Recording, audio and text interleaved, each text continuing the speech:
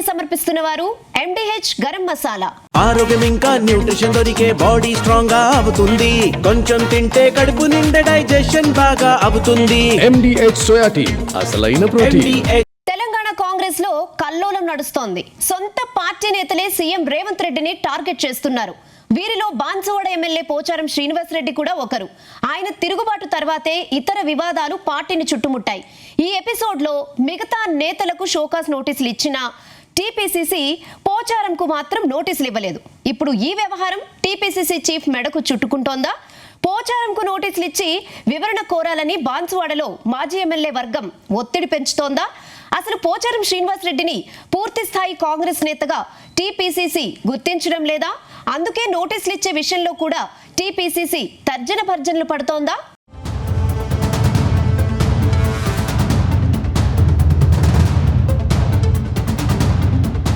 ప్రభుత్వ వ్యవసాయ సలహాదారు ఎమ్మెల్యే పోచారం శ్రీనివాసరెడ్డి తీరుపై కాంగ్రెస్ పార్టీలో తీవ్ర దుమారం రేగుతుంది.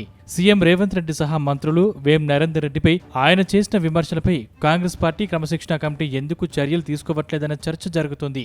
కనీసం నోటీస్ కూడా ఇవ్వకుండా ఎందుకు పక్షపాత ధోరణిగా వ్యవహరిస్తుందన్న ప్రశ్నలు సర్వత్రా వినిపిస్తున్నాయి. అయితే పార్టీని డ్యామేజ్ చేసే వారిని ఎందుకు సస్పెండ్ చేయకుండా ఉపేక్షిస్తున్నారని పార్టీ చీఫ్ ను సైతం ముట్టడించి ధర్నాలు చేస్తూ సొంత పార్టీ నేతలే నిరసన గలం వినిపిస్తున్నారు. పార్టీ లైన్ తప్పిన వారు ఎంతటి వారినైనా ఉపేక్షించేది లేదని పీసీసీ చీఫ్ మహేష్ కుమార్ గౌడ్ ప్రకటించారు. కానీ పోచారం మాత్రం తాను కాంగ్రెస్ పార్టీ కండువా కప్పుకోలేదని, కేవలం జాతీయ జెండాను మాత్రమే కప్పుకున్నానని ప్రకటించుకున్నారు.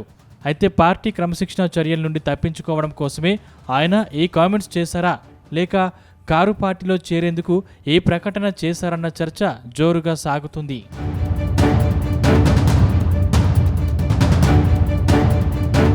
తాజాగా నిజామాబాద్లో పొలిటికల్ అఫైర్స్ కమిటీ సమావేశానికి టీపీసీసీ చీఫ్ మహేష్ కుమార్ గౌడ్ హాజరయ్యారు. ఆ సమావేశానికి బాన్సువాడ నియోజకవర్గానికి చెందిన మాజీ ఎమ్మెల్యే ఏనుగు రవీందర్ రెడ్డి వర్గం సైతం హాజరైంది. సమావేశ ప్రాంగణంలో వందల సంఖ్యలో పార్టీ కార్యకర్తలు, నాయకులు పోచారం శ్రీనివాసరెడ్డికి వ్యతిరేకంగా ధర్నాకు దిగారు. పోచారాన్ని పార్టీ నుంచి సస్పెండ్ చేయాలంటూ ముక్త కంఠంతో నినదించారు.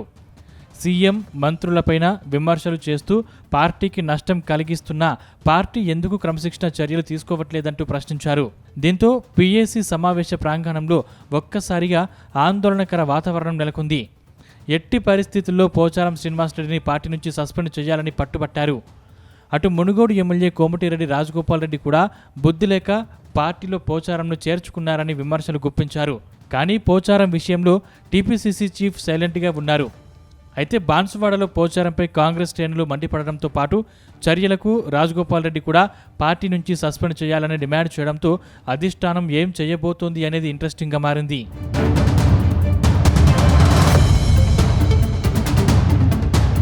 మరోవైపు పోచారం శ్రీనివాసరెడ్డిని పార్టీ నుంచి బయటకు పంపేందుకు మాజీ ఎమ్మెల్యే ఏనుగు రవీందర్ రెడ్డి గట్టి ప్రయత్నాలు చేస్తున్నారని ప్రచారం సాగుతుంది. అందుకే తన అనుచరులను టీపీసీసీ వద్దకు పంపించి ఆందోళన చేయించారనే ప్రచారం సాగుతుంది. గత అసెంబ్లీ ఎన్నికల్లో పోచారం చేతిలో ఓటమి తర్వాత బాన్సువాడలో రవీందర్ రెడ్డి పట్టు సాధించారు. ప్రోటోకాల్ లేకుండానే బాన్సువాడలో అభివృద్ధి పనులు ఆయన కనుసన్నల్లో జరిగిపోతున్నాయి. దాంతో రవీందర్ రెడ్డి వర్సెస్ పోచారం శ్రీనివాసరెడ్డి అన్నట్టుగా పార్టీ నేతలు రెండు వర్గాలుగా విడిపోయారు. ఈ నేపథ్యంలో పోచారం తిరుగుబాటు ప్రకటించారు. ఇదే సమయాన్ని అనుకూలంగా మార్చుకున్న రవీందర్ రెడ్డి పోచారం తన వర్గాన్ని ఉసుగొల్పారనే టాక్స్ అయితే వినిపిస్తుంది. మొత్తానికి కాంగ్రెస్ పార్టీలోకి వలస వచ్చిన పోచారం కూడా హాట్ కామెంట్స్ చేయడంపై కాంగ్రెస్ అధిష్టానం గుర్రుగా ఉన్నట్టు తెలుస్తోంది. అధికార పార్టీపై విమర్శలు చేస్తూ బీఆర్ఎస్ను ఆకాశానికి ఎత్తుకోవడంతో ఆయన కాంగ్రెస్ పార్టీని వీడేందుకు సిద్ధపడే ఈ కామెంట్స్ చేశారని అనుమానిస్తోంది. మరోవైపు తాను కాంగ్రెస్ పార్టీలో చేరలేదని పోచారం అంటున్నారు. రేవంత్ రెడ్డి సమక్షంలో కేవలం జాతీయ జెండాను కప్పుకున్నానని ప్రకటించుకున్నారు. అలాంటప్పుడు ఆయన్ను కాంగ్రెస్ పార్టీలో నుంచి ఎలా సస్పెండ్ చేస్తారనే ప్రశ్నలు వస్తున్నాయి. ఈ విషయంలో అధిష్టానం నిర్ణయం ఎలా ఉండబోతుందో అనేది ఆసక్తికరంగా మారింది.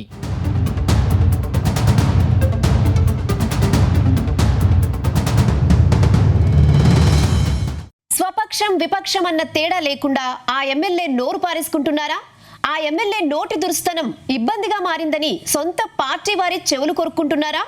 మర్యాదకు మారుపేరుగా చెప్పుకునే ఉమ్మడి తూర్పు గోదావరిలో ఆ ఎమ్మెల్యే మాట్లాడుతున్న భాష తూర్పు మర్యాదకు భంగం కలిగిస్తోందని పెద్దలు చెప్తున్నారా? ఇవన్నీ పరిశీలిస్తే ఆయన మాటలు నిజమే అనిపించేలా ఉన్నాయనే చర్చ అయితే జరుగుతోందా? ఇంతకీ ఎవరా ఎమ్మెల్యే, ఏంటా స్టోరీ?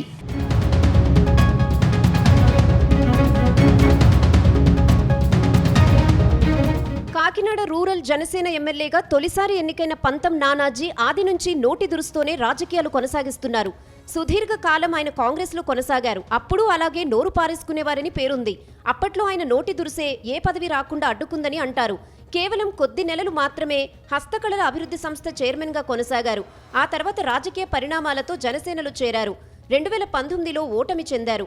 2024 కూటమి పొత్తులో గెలిచారు. అప్పట్నుంచి వివాదాస్పదంగానే ఉన్నట్లు సొంత పార్టీ కార్యకర్తలే బహిరంగంగా మాట్లాడుకుంటున్నారు. గతంలో కాపు ఉద్యమ నేతగా పేరు పొందిన ముద్రగడ పద్మనాభంను ఉప్మారెడ్డి అంటూ సంబోధించింది మొట్టమొదటిగా నానాజీని అని గుర్తు చేస్తున్నారు. అలాగే కాకినాడ మాజీ ఎమ్మెల్యే ద్వారంపూడి చంద్రశేఖర్ రెడ్డి దగ్గర డబ్బులు తీసుకుని ఉప్మాలు పెడతారని ఆయన్ను ఘోరంగా విమర్శించేవారు. అలాగే ఆయన కాపు ఉద్యమంలో మేము పాల్గొన్నాం, అప్పుడు ఆయన పెట్టిన ఉప్మా తిన్నామంటూ ఆయన తిన్న ఉప్మాకు డబ్బులు వెనక్కి పంపిస్తున్నామని పార్టీ నాయకులతో ఆయన ఇంటికి మనీ ఆర్డర్లు పంపారు. నానాజీ ఇది ఒక ఉద్యమంలా చేసి ముద్రగడ ఇమేజ్ను డ్యామేజ్ చేశారని అప్పట్లోనే విమర్శలొచ్చాయి. అయితే ముద్రగడ వైసీపీ, తాము జనసేన కాబట్టి ప్రతిపక్షాన్ని విమర్శించామని నానాజీ చెప్పుకొచ్చారు.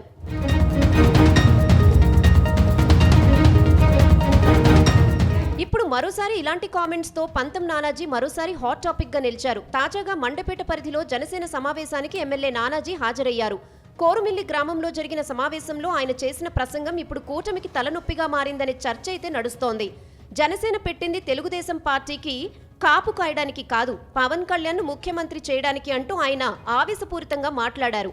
అయితే జనసేన అధినేత పవన్ కళ్యాణ్ మరో 15 సంవత్సరాలు కూటమి పార్టీలు పొత్తులో కొనసాగుతాయని ప్రకటిస్తున్నారు. ఎమ్మెల్యే నానాజీ మాత్రం టీడీపీకి కాపు ఖాయం, పవన్ను సీఎం చేస్తామని ప్రకటనలు చేస్తుండడం హాట్ టాపిక్ అవుతోంది. అయితే జనాన్ని చూసి ఎమ్మెల్యే నానాజీ ఈ మాట అన్నారా, లేక పార్టీ నుంచి వచ్చిన సంకేతాలను ఆధారంగా చేసుకుని అన్నారా అంటూ కూటమి నాయకులు, ముఖ్యంగా తెలుగు తమ్ముళ్లు తర్జన భర్జన పడుతున్నారు. ఎమ్మెల్యే అంత స్పష్టంగా ఓపెన్ గా పవన్ కళ్యాణ్ ను సీఎం చేస్తామనడం వెనుక ఆంతర్యం ఏమిటంటూ రాజకీయ విశ్లేషకులు సైతం చర్చించుకుంటున్నారు.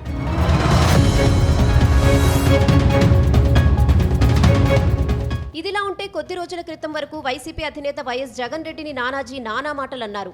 దమ్ముంటే కాకినాడ రూరల్లో పోటీ చేయి, చిత్తుగా ఓడిస్తానంటూ సవాల్ సైతం విసిరారు. అంతేకాదు, గొడ్డలి పార్టీ అని విమర్శించడమే కాకుండా ఆ పార్టీకి చెందిన కాకినాడ జిల్లా మాజీ మంత్రి కురసాల కన్నబాబు, మాజీ ఎమ్మెల్యే ద్వారంపూడి చంద్రశేఖర్ రెడ్డిపై విమర్శలు ఎక్కుపెట్టారు. అయితే ఎమ్మెల్యే నానాజీ జగన్ పై చేసిన విమర్శలను సమర్థించడం లేదు. కానీ అంతకంటే ఎక్కువగానే ఆయన మమ్మల్ని తిట్టారని పవన్ కళ్యాణ్ చెప్పుకొచ్చారు.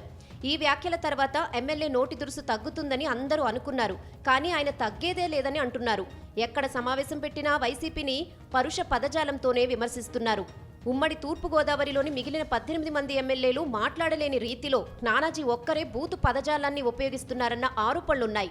మరోవైపు కాకినాడ రూరల్ మాజీ ఎమ్మెల్యే పిల్లి అనంతలక్ష్మి కుమారుడు గత ఎన్నికల్లో తనకు పనిచేయలేదని పంతం నానాజీ ఆరోపణలు చేయడం సంచలనంగా మారింది. అంతేకాదు, ఆయన వైసీపీకి పనిచేసి ఆ పార్టీకి డబ్బులు పంచాడంటూ నేరుగానే ఆరోపణలు చేశారు. ఇలా ప్రతిపక్షం స్వపక్షం అని చూడరు, ఎవరినైనా నోటితోనే ఆడుకుంటారు అంటూ ఆయన గురించి తెలిసిన వారు చెప్తున్నారు.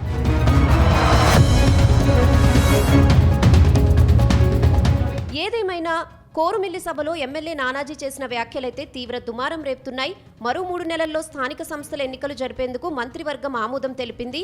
ఈ నేపథ్యంలో ఆయన చేసిన వ్యాఖ్యలు పొత్తుకు విభేదాలు కలిగిస్తాయా? తెలుగు తమ్ముళ్లు ఈ వ్యాఖ్యలు దృష్టిలో పెట్టుకుని స్థానిక ఎన్నికల్లో జనసేనకు ఓటేస్తారా, జన సైనికులు టీడీపీకి మద్దతు ఇస్తారా అన్న చర్చ జరుగుతోంది. నానాజీ చేసిన వ్యాఖ్యలు సోషల్ మీడియాలో దుమారం రేపుతున్నాయి. 2 పార్టీల అధినేతల దృష్టికి ఈ వ్యాఖ్యలు వెళ్లాయని చెప్తున్నారు. 2 పార్టీలు ఆయన వ్యాఖ్యలపై మల్లగుల్లలు పడుతున్నాయి. అయితే ఇంత జరుగుతున్నా బీజేపీ మాత్రం నాకెందుకులే అన్న ధోరణిలో వ్యవహరిస్తోంది. ఆ పార్టీ జిల్లాల్లో బాగా బలహీనంగా ఉండటమే ఇందుకు కారణమని గుసగుసలాడుకుంటున్నారు. మొత్తం మీద ఎమ్మెల్యే నానాజీ తీగలాగారు. ఇక డొంక కదలాల్సి ఉంది అంటున్నారు వైసీపీ నేతలు.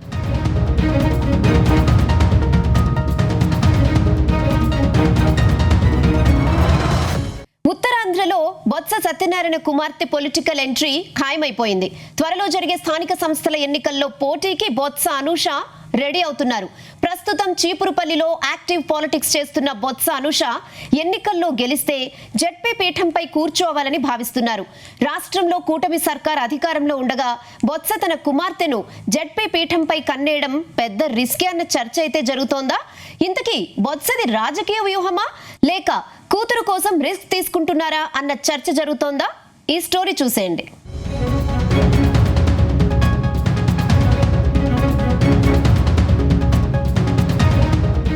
వైసీపీ నేత మాజీ మంత్రి బొత్స సత్యనారాయణ వారసురాలు బొత్స అనుష పొలిటికల్ ఎంట్రీకి రంగం సిద్ధమైంది. తన కుమార్తె పొలిటికల్ ఎంట్రీపై బొత్స సత్యనారాయణ క్లారిటీ ఇచ్చారు. త్వరలో జరిగే విజయనగరం జిల్లా పరిషత్ ఎన్నికల్లో తన కుమార్తె పోటీ చేస్తుందని ఆయన ప్రకటించారు. ఇప్పటికే రాజకీయంగా ఆమె చురుకుగా తిరుగుతున్నారు. వైసీపీ తరపున పోరాటాలలో పాల్గొంటున్నారు. అదేవిధంగా తండ్రి రాజకీయ వారసత్వాన్ని అందుకొని పార్టీ నాయకులతో అడుగులు వేస్తున్నారు. బొత్స నుంచి రాజకీయ పాఠాలను సైతం నేర్చుకున్నారు. కొద్ది రోజులుగా చీపురుపల్లిలో యాక్టివ్గా ఉన్న బొత్స అనుష పార్టీ కార్యక్రమాల్లో చురుగ్గా పాల్గొంటున్నారు. అయితే వచ్చే ఎన్నికల్లో విశాఖ నుంచి ఎంపీ బరిలో అనూష ఉంటారని ప్రచారం సాగింది. కానీ ఇప్పుడు జెడ్పీటీసీగా గెలిచి జెడ్పీ చైర్మన్ సీటును దక్కించుకోవాలని బొత్స సత్యనారాయణ ప్లాన్ చేసుకుంటున్నట్టు తెలుస్తోంది.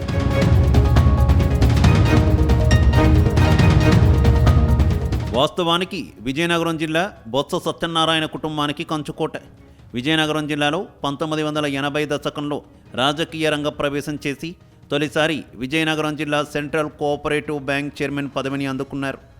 ఆ తర్వాత బొబ్బిల్ నుంచి ఎంపీగా గెలిచిన ఆయన వైఎస్ఆర్కి ముఖ్య అనుచరుడిగా జిల్లాలో తన సత్తా చాటారు. ఉమ్మడి ఆంధ్రప్రదేశ్లో కాంగ్రెస్ 10 ఏళ్ల పాలనలో మంత్రిగా పీసీసీ చీఫ్గా పనిచేసిన బొత్స విభజన ఏపీలో కూడా ఎక్కడ తగ్గాలో తెలుసుకున్నారు. ఆ విధంగా ఆయన వైసీపీలో చేరి 2019 నుంచి 2024 మధ్యన 5 ఏళ్ల పాటు మంత్రిగా పనిచేశారు. అంతేకాదు ప్రస్తుతం కేబినెట్ ర్యాంక్తో శాసనమండలిలో విపక్ష నేతగా కొనసాగుతున్నారు. అయితే కొద్ది రోజులుగా తన కుమార్తె పొలిటికల్ ఎంట్రీ కోసం బొత్స ఎదురు చూస్తున్నారు. విజయనగరం జిల్లాలో మరోసారి తన కుటుంబం మార్కుండేలా ప్లాన్ చేసుకున్నారు. అందుకే తన కుమార్తె బొత్స అనూషను జెడ్పీటీసీ బరిలో దింపేందుకు రెడీ అయ్యారు.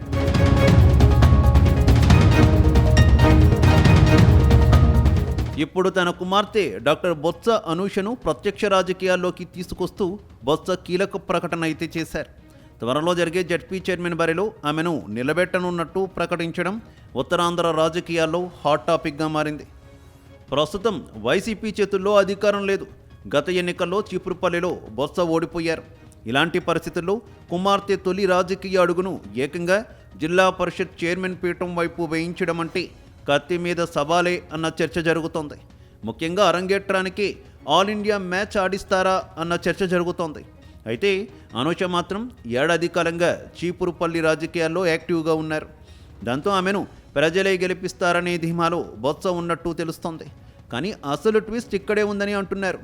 జెడ్పీ పీఠం కోసం పోటీ అంటే బొత్స కుటుంబం పేరు ఒక్కటే సరిపోతుందా అనే ప్రశ్నలు వస్తున్నాయి. మరోవైపు అధికారంలో ఉన్న కూటమి అంత ఈజీగా బరిలో నుంచి తప్పుకుంటుందా అనే చర్చ సైతం లేకపోలేదు. ఎందుకంటే అధికారంలో ఉన్నప్పుడు వారసులని రంగంలోకి దించడం ఒక లెక్క, ప్రతిపక్షంలో ఉన్నప్పుడు వారసురాల్ని బరిలోకి దించడం మరో లెక్కగా ఉంటుందని అంటున్నారు.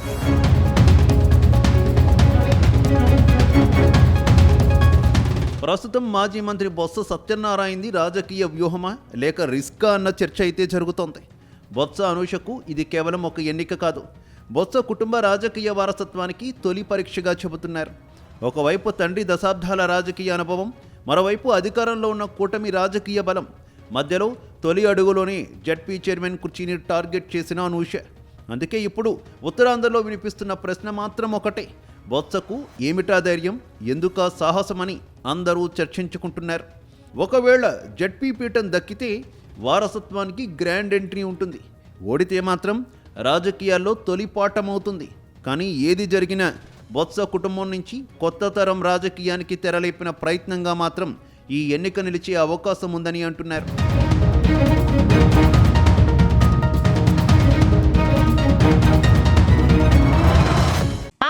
ఆంధ్రప్రదేశ్లో లోకల్ బాడీ ఎన్నికలకు రంగం సిద్ధమైంది. సెప్టెంబర్ లేదా అక్టోబర్ నెలలో స్థానిక సంస్థల ఎన్నికలు నిర్వహించేందుకు ప్రభుత్వం రెడీ అవుతోంది. ఈ ఎన్నికలను 2 ఏళ్ల పాలనకు మొదటి టెస్టుగా కూటమి పార్టీలు భావిస్తున్నాయా? అటు ప్రతిపక్ష వైసీపీ కూడా వచ్చే ఎన్నికలకు ఈ ఎన్నికలే గీటురాయిగా లెక్కలు వేసుకుంటోందా? ఇప్పుడు 2 పార్టీలు స్థానిక సంస్థల ఎన్నికలపై ఫోకస్ చేయడంతో రానున్న 2 నెలలు రాజకీయాలైతే హాట్ గా మారబోతున్నాయా? Let's watch.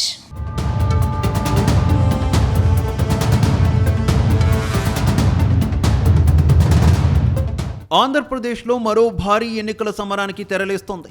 2014 జూన్ 12న కూటమి ప్రభుత్వం అధికారంలోకి వచ్చాక ఎప్పుడెప్పుడా అని రాష్ట్రం మొత్తం ఎదురు చూస్తున్న స్థానిక సంస్థల ఎన్నికల నిర్వహణకు రాష్ట్ర ఎన్నికల సంఘం అత్యంత వేగంగా అడుగులు వేస్తోంది.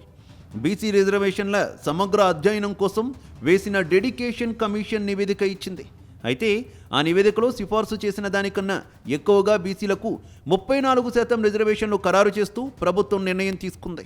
మరోవైపు సెప్టెంబర్ మొదటి వారంలోని వార్డుల వారీగా తుది ఫోటో ఓటర్ల జాబితాలను ప్రచురించాలని SEC Anil Chandra Punetha ఆదేశించడంతో count down ప్రారంభమైంది. అంతా అనుకున్నట్లు సాగితే సెప్టెంబర్ చివరి వారం నుంచి అక్టోబర్ నెలల మధ్యలో ఆంధ్రప్రదేశ్ అంతటా స్థానిక ఎన్నికల హడావిడి రావడం ఖాయంగా కనిపిస్తోంది.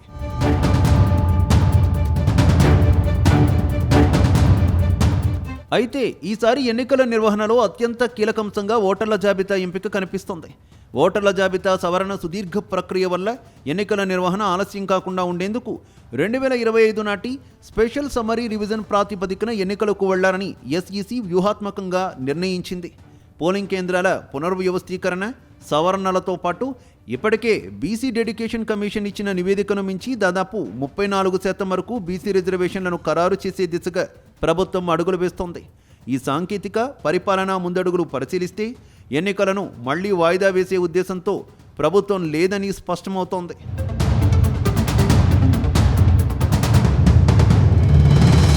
ఇక కూటమి ప్రభుత్వానికి ఈ స్థానిక ఎన్నికలు తమ 2 సంవత్సరాల పరిపాలనా పనితీరుకు, ప్రజాదరణకు మొదటి అధికారిక టెస్ట్గా భావిస్తున్నారు.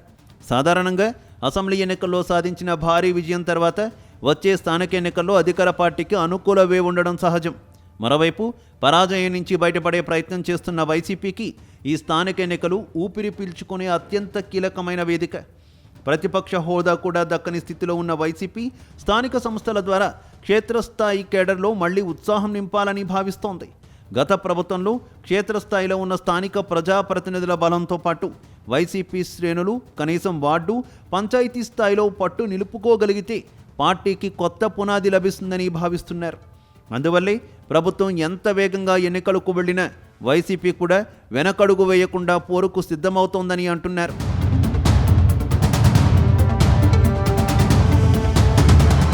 ఏది ఏమైనా ఎన్నికల వ్యూహాల పరంగా చూస్తే స్థానిక పోరులో పార్టీ గుర్తుపై జరిగే మున్సిపాలిటీలు, జెడ్పీటీసీ, ఎంపీటీసీ పోల్స్ ఒక ఎత్తు అయితే పార్టీ గుర్తులేని ఎన్నికలు మరో ఎత్తుగా చెబుతున్నారు.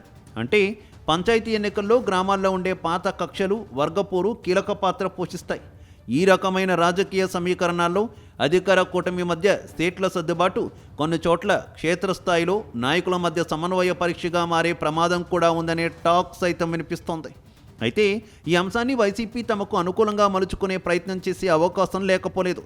సెప్టెంబర్, అక్టోబర్ నెలలు ఆంధ్రప్రదేశ్ రాజకీయాల్లో పూర్తి రాజకీయ వేడిని నింపబోతున్నాయి. పొలిటికల్ అట్మాస్ఫియర్ అంతా గ్రామ సర్పంచ్ నుంచి మున్సిపల్ చైర్మన్ల దాకా హడావిడితో మారబోతోంది. ఒకవైపు ప్రభుత్వం తన ఆధిపత్యాన్ని దిగువ స్థాయి దాకా విస్తరించాలని భావిస్తుంటే మరోవైపు వైసీపీ పార్టీ ఉనికి చాటుకోవడానికి పోరాడుతోంది. కాబట్టి రాబోయే 2 నెలలు రాష్ట్ర వ్యాప్తంగా సంక్షేమ పథకాలు, స్థానిక సమరం రాజకీయ పార్టీలకు మాత్రమే కాదు క్షేత్రస్థాయి నేతలకు కూడా అగ్ని పరీక్షగా మారనుంది.